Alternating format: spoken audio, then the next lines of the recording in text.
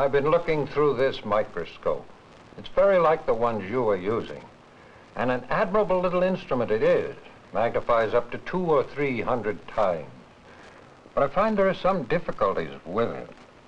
As you work with it, it's not too steady, and it tends to jiggle around somewhat. It's very difficult to get the light just perfect, so you see the most out of the material that you are studying.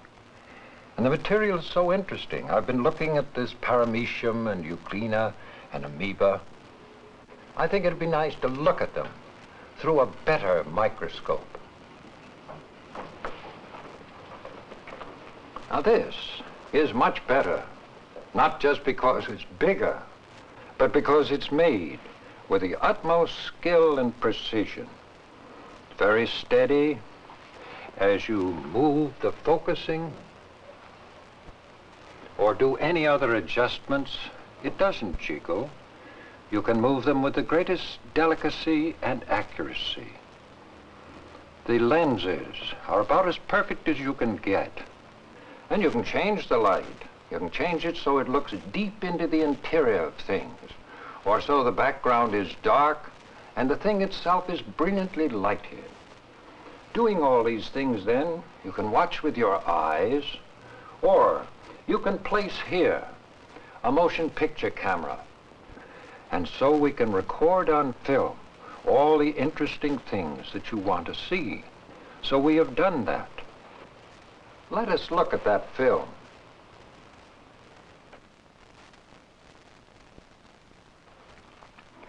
Do you recognize these? Of course you do. You're watching Paramecium, or one of its close relatives. And what can you tell about it by watching? Are they all the same shape? Are they all the same size? Are they all built in the same way?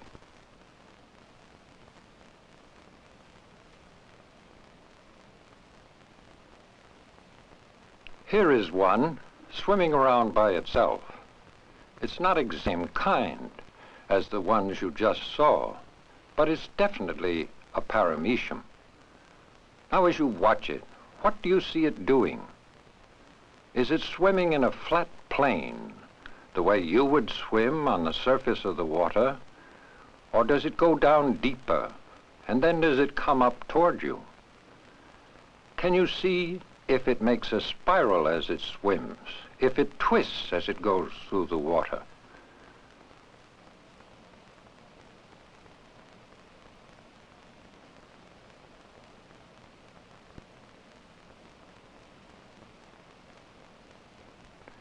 Now look at its shape. Can you see if the outside is stiff and rigid, or whether it's flexible? Let's take a closer look at this.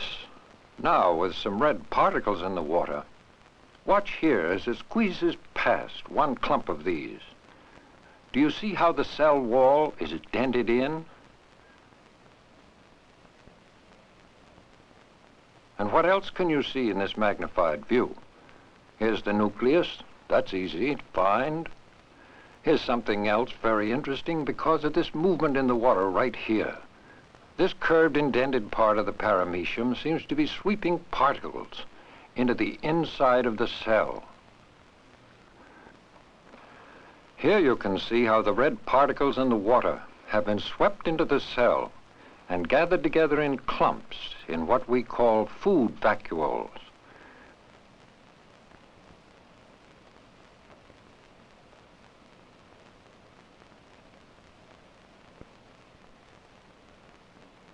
What is this thing that appears and disappears, that expands and contracts? It's called the contractile vacuole, and in Paramecium there are two of them. What do you think they do for the cell?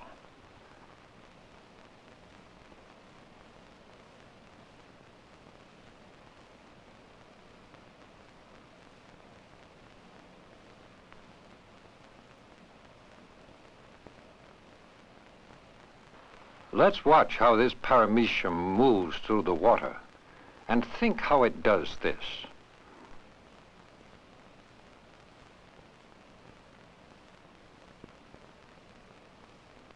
Can you see any equipment? Any fins, any paddles by which it swims?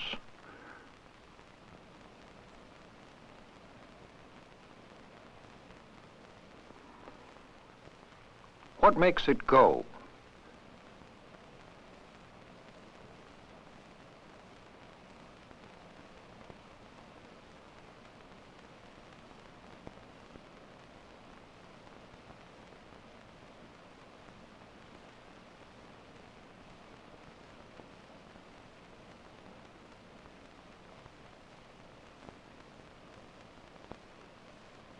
As you look more closely at this, what do you see? Do you notice that flickering along the outside of the cell wall? Do you see the particles in the water as they move by? Do you think there's something here pushing against the water? If there is, why can't we see it? Here, with more particles in the water, the currents in the water are even more clear to you. Is there something here, perhaps, moving so quickly that we can't quite see it? Here, if you watch very carefully around the outside of the paramecium, you can see the equipment by which it moves. There are these tiny hair-like things that beat against the water in rhythmic waves, which move the paramecium through the water. Also, the action of these sweeps food into the gullet. These are called cilia. You have to look rather carefully to see them.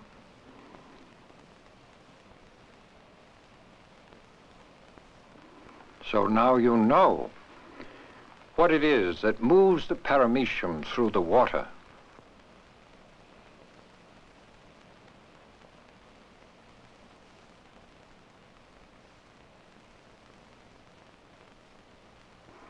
And here are some other microscopic creatures moving around. Do you recognize Euglena among them?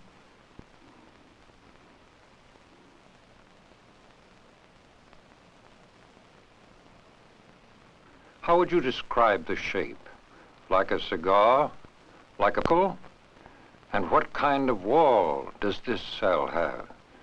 Is it like the paramecium, fairly firm, but elastic and capable of being dented? Let's watch.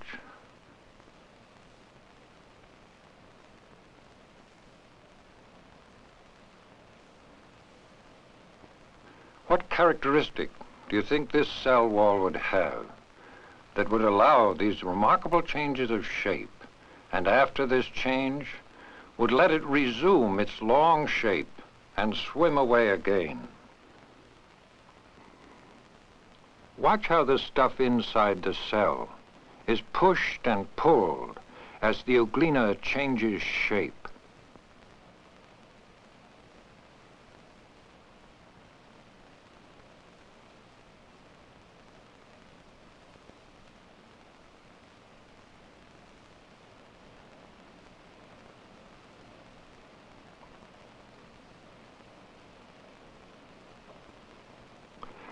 It's difficult to see the nucleus here because the whole interior is densely packed with material. There's a granular stuff, and there are those dark, heavy green bodies.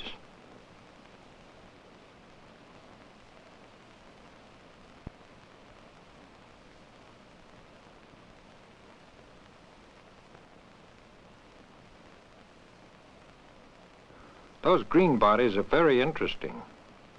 You saw them before in plant cells. But does this look like a plant cell? Does it act like a plant cell?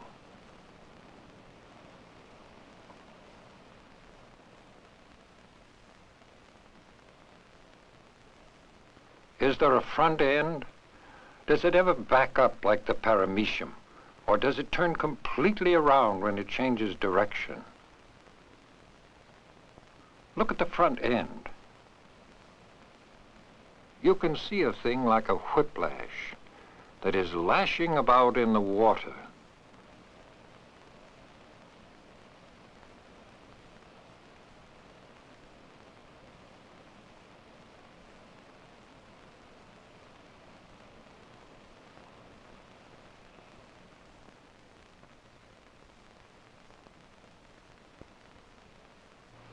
This whiplash-like thing, this equipment by which the Euglena moves through the water, very interesting thing.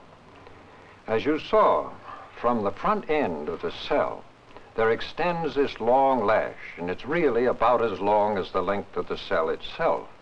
And as it twists and spirals in the water, it pulls the body, the pickle-shaped body of the Euglena after it through the relatively thick stuff of the water.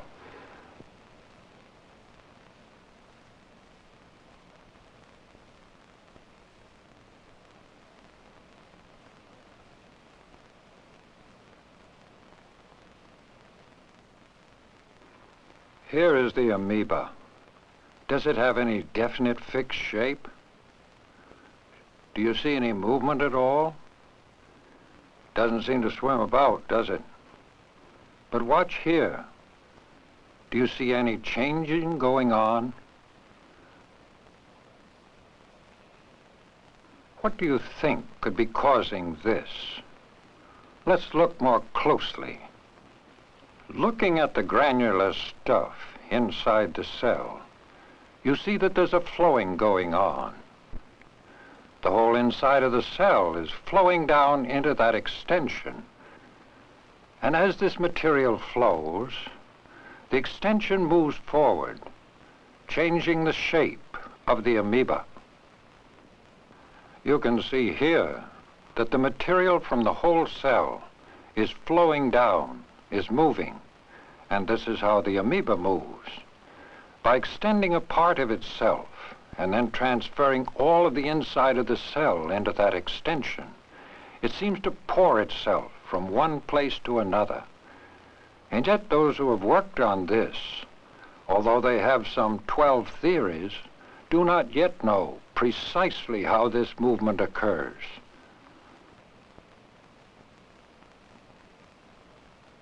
With this dark background, you see an amoeba, and Paramecium and Euglena also, and you can compare their size.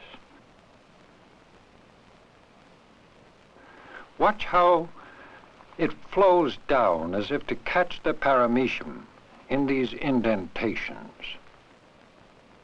Do you think it ever catches one? What's inside here? It's a Paramecium, but the pale color is because it has been partly digested. So you see that this flowing of the amoeba can also be used to surround and capture food, which is later digested inside. Before we leave the microscope, let's look at that fascinating flowing of the cell again, that movement so characteristic of amoeba.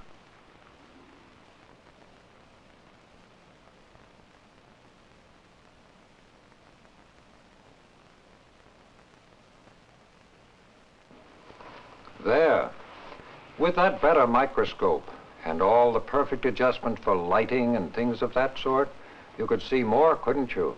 You could see more clearly, you could understand better, and you could answer some of the questions that had come up in your mind. But you also realized that you'd been seeing these things before with your own microscope.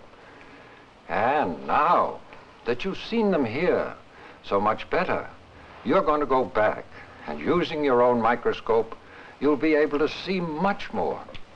So you're going to study again Paramecium and Euglena and amoeba.